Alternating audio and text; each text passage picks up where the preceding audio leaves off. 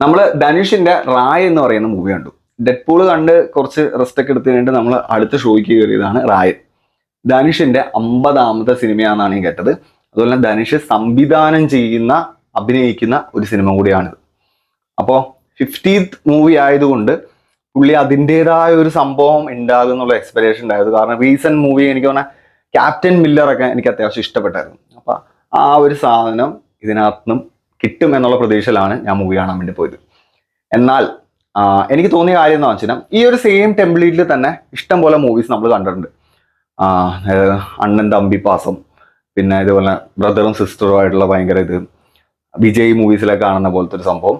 പിന്നെ ഒരു നാട്, ആ നാട്ടില് 2 മെയിൻ ഗാങ്സ്റ്റേഴ്സ്, ദെൻ ഒന്നും അറിയാതെ നല്ലവനായിട്ട് നടക്കുന്ന ഒരു നായകൻ. ഈ ഒരു സാധനം നമ്മൾ കുറേ മൂവീസിൽ കണ്ടിട്ടുണ്ട്. ഇതിൻ്റെ ഒരു മിക്സ് ആയിട്ടാണ് എനിക്ക് ഈ ഒരു മൂവിയിൽ ഫീൽ ചെയ്തത്. മിക്സ് എന്ന് പറയുമ്പോൾ എവിടെയൊക്കെയോ വർക്കൗട്ട് ആകുമെന്ന് നമ്മൾ പ്രതീക്ഷിച്ചു, പക്ഷെ സ്റ്റിൽ എനിക്കൊരു ഡിസപ്പോയിൻമെന്റ് ആണ് ഫീൽ ചെയ്തത്. എൻ്റെ മാത്രം അഭിപ്രായം കേട്ടോ.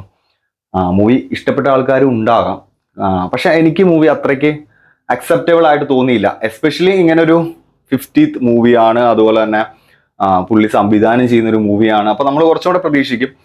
പ്രതീക്ഷകൾ ഒട്ടും തന്നെ ഫുൾഫിൽ ചെയ്തില്ല.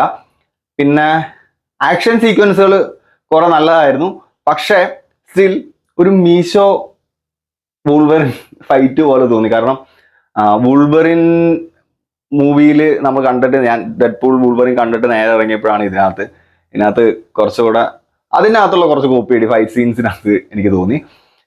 എനിക്ക് മാത്രം തോന്നിയിട്ടുണ്ടാവില്ല ചിലപ്പോൾ. അപ്പം ഫൈറ്റ് സീൻസ് മാത്രമാണ് കുറച്ച് ബെറ്റർ ആയിട്ട് തോന്നുന്നത്. ബാക്കി സ്റ്റോറി വൈസ് ഒക്കെ നോക്കുമ്പോൾ എന്താ കാണിക്കുന്നത്, എന്താ നടക്കുന്നത്? ചുമ്മാ ചേട്ടൻ അനിയനെ കുത്തുന്നു, അനിയൻ ചേട്ടനെ കുത്തുന്നു, അനിയത്തി ചേട്ടനെ കുത്തുന്നു, അങ്ങോട്ടും ഇങ്ങോട്ടൊക്കെ കുത്ത്. ഇതൊന്നും അല്ലാണ്ട് ചുമ്മാ തഗ് അടിക്കാൻ വേണ്ടി ചുമ്മാ മാസ് കാണിച്ച് പ്രകാശ് രാജ്. ആക്ടിങ് വൈസ് നോക്കുമ്പോൾ നമ്മുടെ ജയറാം, കാളിദാസ് ജയറാം, പുള്ളി അത്യാവശ്യം കുഴപ്പമില്ലാത്ത രീതിയിൽ ആക്ടിങ് ഉണ്ട്. ധനുഷിന്റെ നിങ്ങൾക്ക് അറിയാലോ, ധനുഷൊന്നും അങ്ങനെ ആക്ടിങ് ലെവലിലൊന്നും ബോർ ആവാനായിട്ടുള്ള സിറ്റുവേഷൻസ് ഒന്നും ഇല്ല മൂവിക്കകത്ത്.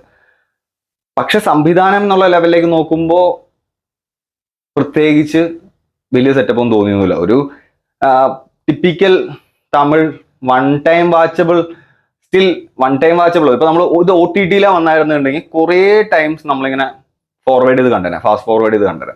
അതേപോലത്തെ സിറ്റുവേഷൻസ് കുറേ ഉണ്ട്. എനിക്കെന്തോ ലാസ്റ്റ് ഒക്കെ ആയപ്പോഴത്തേക്കും ഇതെന്താ ഈ നടക്കുന്നത്, ഇതെന്താ തീരാത്ത ആ ഒരു സാധനം വന്നു. കഴിഞ്ഞിരുന്നെങ്കിൽ പോവായിരുന്നു, അങ്ങനത്തെ ഒരു ഫീൽ വന്നു. അത് വന്നു കഴിഞ്ഞാൽ അതൊരു നെഗറ്റീവായിട്ട് എനിക്ക് തോന്നിയിട്ടുള്ളൂ. അത് വന്നാൽ അത് വരരുത്. അങ്ങനെയല്ല, ഒരു മൂവി കാണുമ്പോൾ നമ്മൾ പൈസ കൊടുത്ത് മൂവി കാണാൻ വേണ്ടി നമ്മൾ ടൈം സ്പെൻഡ് ചെയ്തിരിക്കുമ്പോഴത്തേക്കും നമുക്ക് ആ സ്റ്റാർട്ടിങ് ടു എൻഡ് അവരെന്താണോ ഡെലിവറി ഉദ്ദേശിക്കുന്നത് അത് നമുക്ക് അക്സെപ്റ്റ് ചെയ്യാൻ പറ്റണം. സ്റ്റിൽ ഒരു 2-3 പേര് മൂവി കഴിഞ്ഞപ്പോൾ കൈയടിക്കുന്നതായിട്ട് ഞാൻ കണ്ടു.